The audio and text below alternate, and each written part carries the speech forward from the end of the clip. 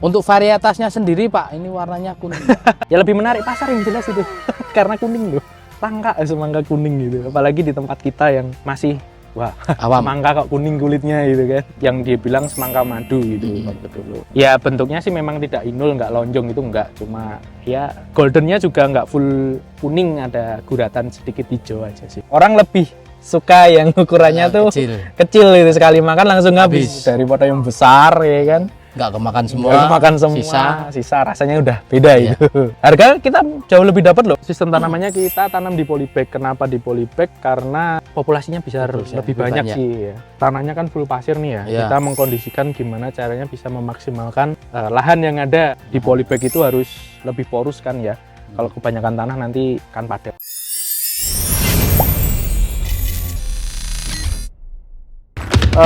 Jumlah air yang dibutuhkan bisa Selain di popon, jeruk pepok yang mana rata-rata sih banyak.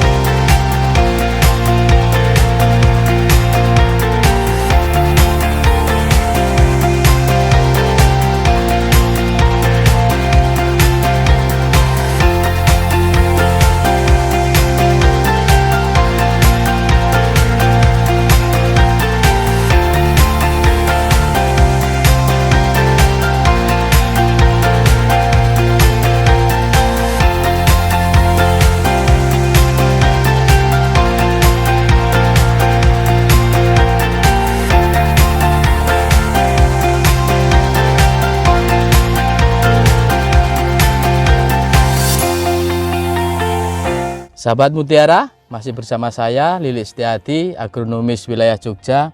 Saat ini saya berada di wilayah pesisir, tepatnya di Parangtritis. Saya lagi bersama dengan Mas R. Sodik. Nah, itu beliau sebagai petani. Kita ngobrol yuk. Sebagai petani udah berapa lama? Kalau dari petani sendiri sih udah dari awal 2000-an lah ya. 2000 ya. 2000 ya, bermacam-macam tanaman.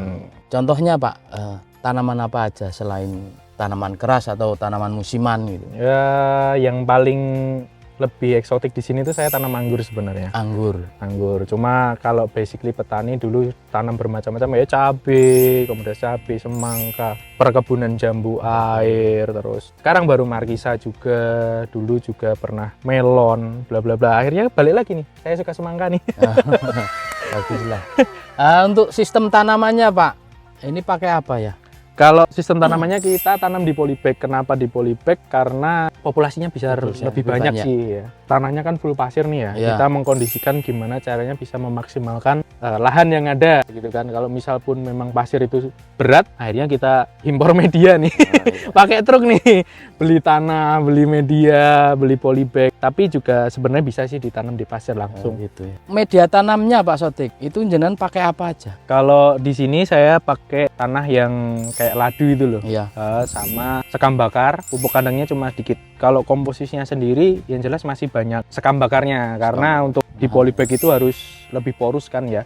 Kalau kebanyakan tanah nanti kan padat. Di sekam bakarnya sendiri saya pakai sekitaran 60%, terus tanahnya 30%, pupuk kompos lah ya. Kompos yang udah terfermentasi itu sekitaran 10% aja. Nah, berarti komplit 100% ya Pak? Iya.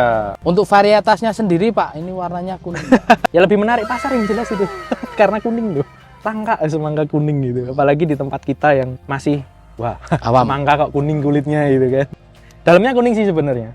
Kuning juga. Kebetulan ini saya baru mencoba ini untuk varian ini kebetulan golden, termasuk golden, varietasnya inden yang dia bilang semangka madu gitu waktu dulu. Ya bentuknya sih memang tidak inul, nggak lonjong itu enggak, cuma ya goldennya juga nggak full kuning, ada guratan sedikit hijau aja sih. Tanaman Mas Sodik pakai planter bag ukuran berapa ini Mas? Ini sih saya pakai ukuran taruh sekitar 40-an liter kali ya kalau diliterin ya. Kalau di polybag sendiri itu ukurannya di 20-40 ya. 20-40-40 itulah ukuran polybagnya sendiri. Jarak tanam saya pakai ini nih. Ini jarak tanam rapat aja karena kita memang untuk memaksimalkan populasi di lokasi gitu kan.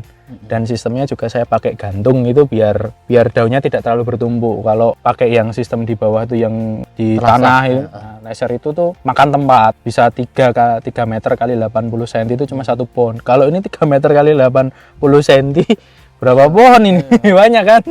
Ya, Untuk perawatannya sendiri Mas, dari yang terasahan yang seperti petani biasa pakai, terus sama yang seperti ini, apa yang harus diperhatikan untuk pemeliharaannya? yang harus diperhatikan kalau untuk yang sistem gantung seperti ini tuh rajin untuk ngerambatin ya.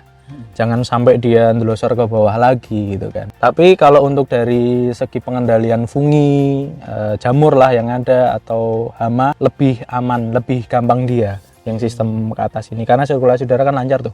Funginya nggak terlalu rapat lah kalau ngasihnya. Sirkulasi udara juga mungkin dari sinar matahari ini Lebih juga dapat, lebih lebih kena kena, iya kan. Makanya rapat pun aman gitu kan.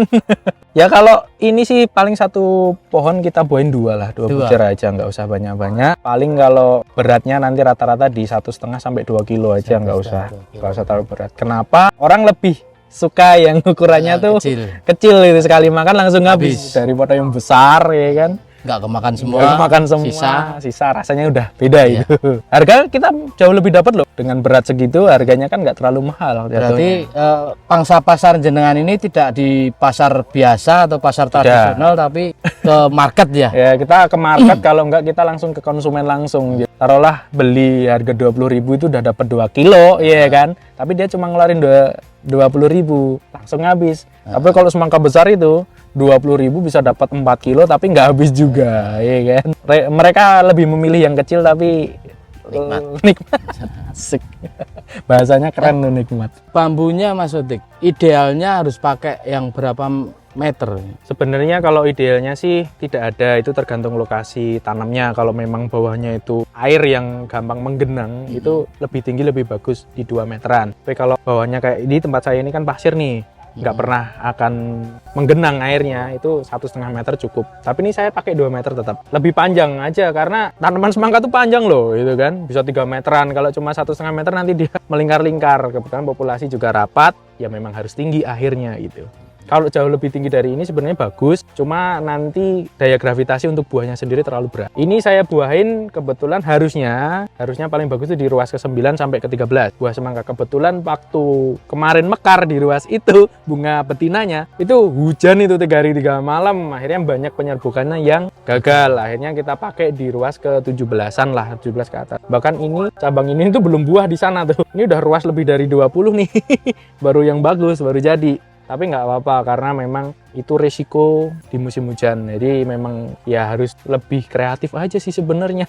Kalau nggak kreatif, waduh selesai itu. Ini Mas Odik penyiramannya pakai sistem apa ya? Untuk tanaman generatif ini menggunakan berapa liter air? Saya pakai sistemnya vertigasi, dia bilang cuma vertigasinya juga ala kadarnya, dibilang profesional juga belum, tapi sebenarnya cuma istilahnya cukup aja untuk tanaman itu sendiri. Untuk setiap harinya saya siram ini 3 kali, pagi, siang, sama menjelang sore lah ya. Untuk konsumsi per polybag, kita lihat umur untuk generatif sekarang ini kebutuhan air jauh lebih banyak. Per tanaman sendiri saya taksir kemarin 2 liter pagi, siangnya cuma 1 liter, sorenya cuma 1 liter. Karena semangka itu kan nyerap airnya banyak dan tanaman yang butuh banyak air bener. Di sini kan cuacanya panas banget, makanya butuh banget air gitu. Pemupukannya Mas Odik, jenengan pakai takaran berapa dan menggunakan apa? Fase generatif ini saya pakai pupuk Karate plus Boroni. Karate Boroni perbandingannya 1 dan dicampur dengan Mutiara Grower. Untuk Mutiara Growernya 4. Kan Mag-S-nya, terus magnesium sulfatnya 1, jadi 141. Ini saya pakai takaran untuk per pohon saya kasih sekitaran 20 gram untuk setiap minggunya. Saya pakai sistem tabur karena di sini udah vertigasi, nanti akan larut sedikit demi sedikit dengan adanya air itu. Kalau saya pakai sistem kocor nanti cepet bablasnya, pupuknya malah bablas, nggak kemakan si tanaman itu sendiri. Panennya sendiri Mas, ini di umur berapa ya? Kalau standar panen dia sih umurnya di 55 hari setelah tanam. Cuma kebetulan kemarin kan karena ada hujan itu jadi buahnya agak mundur di ruas ke yang lebih banyak kan. Akhirnya ya mungkin jatuhnya nanti di 60 hari nih panennya. Untuk pesan dan kesan buat petani milenial, pemula ataupun yang sudah lama, monggo. Siap. Yang jelas itu salam petani hebat dari Panitis Garden and Vineyard. Jangan lupa nanem. Kalau cuma petani milenial cuma dibayangin aja itu nggak bakalan nanti akan ada hasilnya. Ya kan?